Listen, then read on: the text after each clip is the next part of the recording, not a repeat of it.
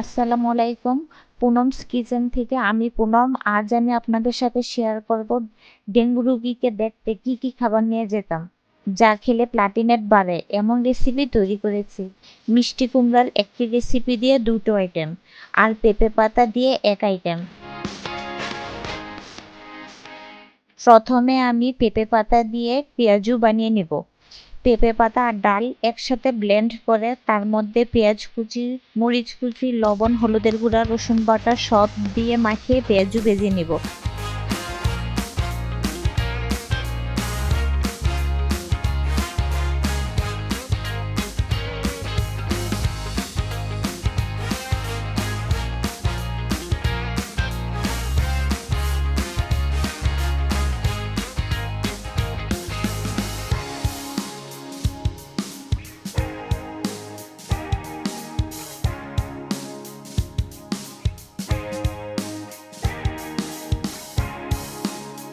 আর মিষ্টি কুমড়ার এক রেসিপি দিয়ে ললিপপ আর বার্গারের পেটি বানিয়ে নেব।